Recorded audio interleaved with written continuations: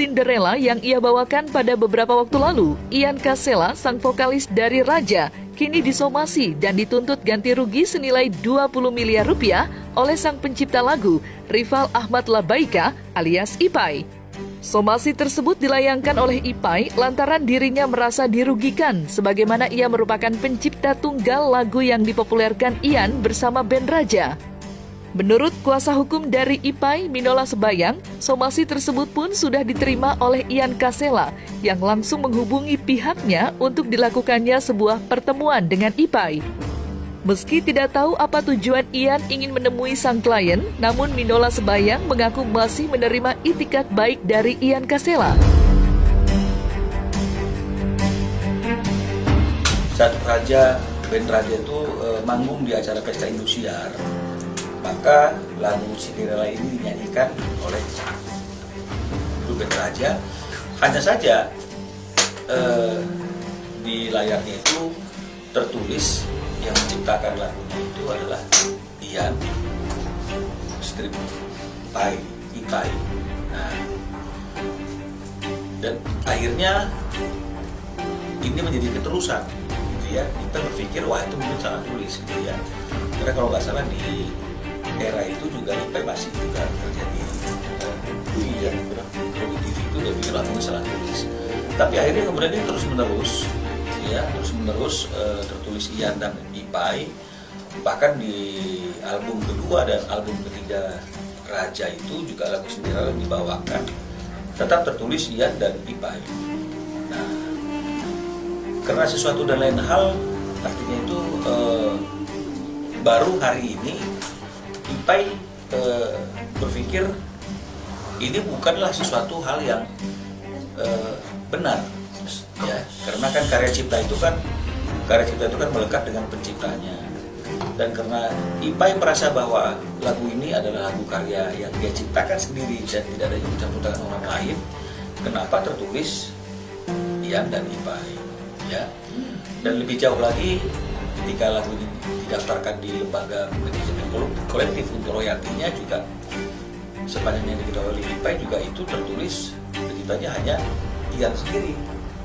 Nah, jadi itulah yang menjadi asal muasal akhirnya kenapa Ipai datang ke kantor kami untuk mempertanyakan dan menegur Ian atas penulisan lagu Cinderella yang diciptakan oleh Ian dan Ipai yang seharusnya hanya Ipai saja.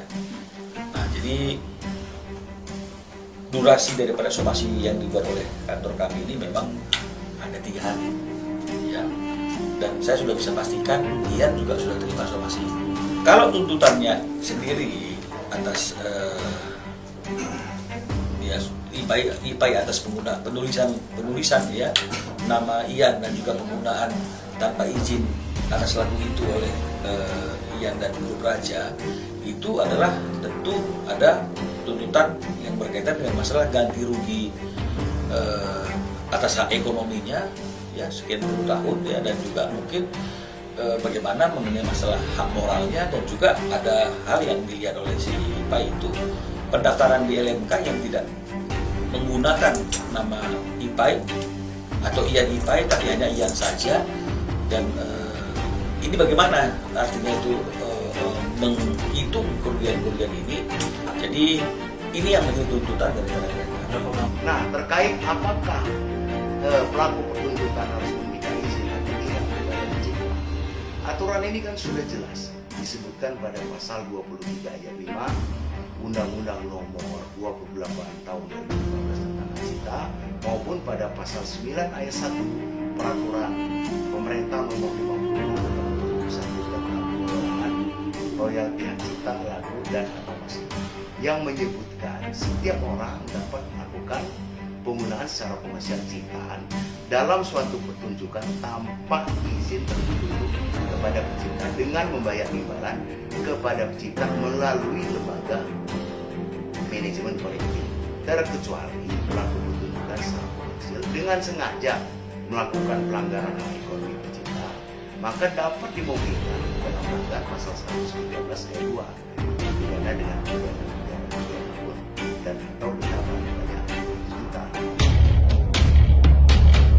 Tidak hanya Ian Kasela, hal serupa juga dialami oleh Tantri selaku vokalis dari band Kotak yang geram dengan somasi yang terus-menerus dilayangkan oleh mantan personilnya, Posan Tobing dan Julia Angelia alias Pare.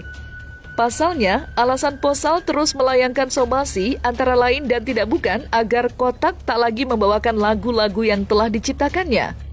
Menolak keras adanya larangan sepihak yang dibuat oleh Posan, band Kotak yang kini dipegang kendali oleh Tantri akhirnya buka suara perihal konflik yang terjadi antara dirinya dengan mantan personilnya itu. Mengenai siapa yang punya kewajiban untuk membayar, itu sebetulnya nggak perlu. Kenapa? Sudah lama Kotak nggak kepingin nyanyiin lagu-lagu ciptaan Posan. Kedua, kalau ciptaan lagu dari Julia Angel, saya perkirakan November ya, 15 November 2022, ketika dipermasalahkan dan dilakukan mediasi, teman-teman Kotak tuh udah sepakat tidak juga menyanyikan lagu itu, lagu-lagu dari Julia Angel. Jadi tanpa somasi pun memang udah nggak dinyanyiin. Tapi pada butir 5 dari somasi mereka terhadap lagu-lagu yang diciptakan bersama, yaitu ada bagian dari Pai, Dewi, dan teman-teman Kotak. Waktu itu ada lagu-lagu yang diciptakan Kotak, waktu itu masih ada Posan, Masela, Mbak Tantri, tapi ada lagu-lagu juga yang sudah ada Mbak Chua. Kami harus menyatakan sikap bahwa kami keberatan terhadap pelarangan lagu. Wong kami juga sama-sama penciptanya. Kami keberatan. Bagaimana kami selaku pencipta dilarang menyanyikan lagu ciptaan kami sendiri. Berdasarkan hal itu, kami mensomasi balik agar saudara Posan mencabut pelarangan terhadap lagu-lagu yang diciptakan bersama. Lagu-lagu yang memang diciptakan bersama, kami pun memiliki hak yang sama untuk tetap membawakan. Jadi kami tetap membawakan lagu-lagu yang diciptakan secara bersama. Tadi juga sudah kita obrolin ya di awal, kalau misalnya lagu yang diciptakan beliau sendiri sejak 2019 sudah tidak diciptakan. Dan juga yang dibawakan. Dan juga dari yang satunya juga per bulan November, 15 November 2022 sudah tidak dibawakan. Jadi kalau untuk yang festival-festival yang sudah berlangsung ya kami selalu membawakan lagu yang diciptakan sendiri. Lalu bagaimana perihal performance royalty-nya? Kami sudah melakukan memasukkan sebuah pasal di kontrak perjanjian kerjasama bahwasanya pihak penyelenggara acara itu wajib membayarkan performance royalty ke LMK di sini WAMI, membayarkan performance royalty.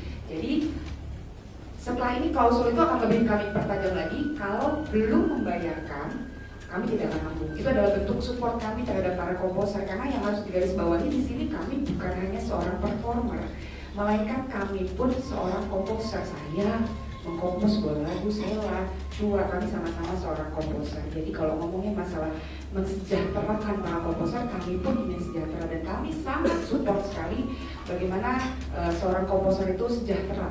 Yaitu bentuk support kami terhadap para komposer. Di setiap manggung kami ada pasal yang dimasukkan dalam sebuah perjanjian seperti itu. Kalau belum dibayarkan melalui WAMI, kami tidak akan mampu.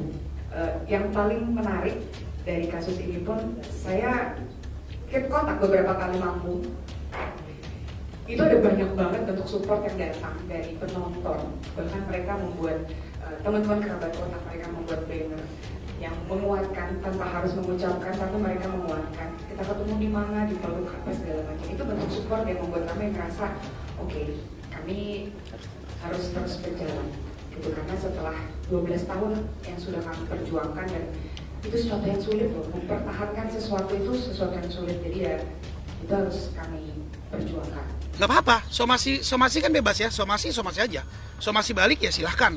Kan setiap manusia itu punya hak, apalagi di Indonesia ya. Setiap